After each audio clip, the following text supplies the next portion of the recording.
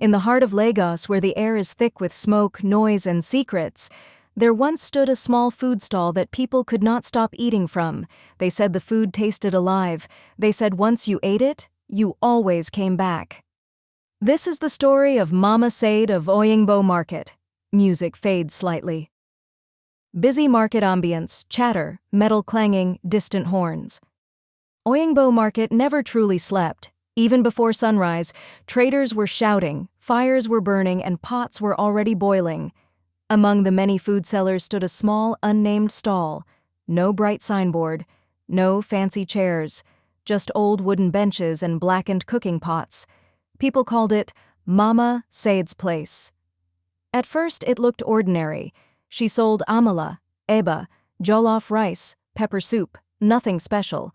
Yet every afternoon, a line formed. Pause. And once someone ate her food, they returned the next day, and the next, and the next. Music becomes subtly unsettling. Customers struggled to describe the taste. "It's rich," one said. "It stays with you," another whispered. Some said the food made them feel warm, comforted, almost remembered. Even experienced cooks tried to copy her recipes. They failed every time. And then came the dreams. People who ate at Mama Said's place spoke of deep red rivers, of drums beating softly in the distance, of voices calling their names, not in fear but in invitation. They woke up hungry, hungry for her food, hungry for more. Market sounds fade, footsteps, soft, stirring sounds. Mama Said herself was a quiet woman, always dressed in dark wrappers, her headscarf never loose, her eyes always watching. She smiled rarely, she talked even less, and one thing stood out to everyone: she never ate her own food. When asked about her recipe, she would only say, "Slight echo effect." Some flavors are not meant to be shared. Night insects, distant chanting, low wind. After the market closed, strange things were said to happen. Lights stayed on in her stall long past midnight.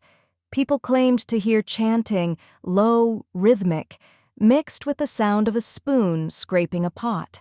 One night, a young boy hiding near the stalls saw Mama Said pour a dark liquid from a calabash into her soup pot. The smell, he said, was heavy, metallic, wrong. When he told adults, they laughed, until a local herbalist visited the stall. Silence.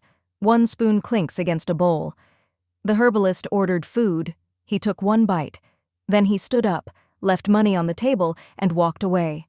That evening he warned the market, grave tone, that food is fed with human blood willingly given, bound by ritual. Blood remembers blood. That is why people return. Fear spread, but hunger spread faster. Slow drumbeat. Years before her success, Mama Said had been desperate, poor, hungry, invisible. She sought help from a woman in the swamps near Badagry, a woman who promised to sweeten destiny. The price was simple: success must be fed. People came to Mama Said secretly, seeking luck, healing, favor, each offering a small part of themselves, but blood mixed with greed never stays silent. The food demanded more. The dreams grew louder, and one night, Mama Said refused to cook. Wind howls softly. The next morning, her stall opened, but the food tasted empty. Customers complained, the hunger vanished, the line disappeared. Within days, Mama Said was gone. Some say she fled, others say what she fed finally came to collect its debt. Her stall collapsed soon after, pots rusting, benches rotting, silence returning. Soft, ominous music. Even today, old traders at Oyingbo Market warn newcomers, eat where the food brings peace, not obsession, because if you ever smell something irresistible late at night, but see no cook, keep walking.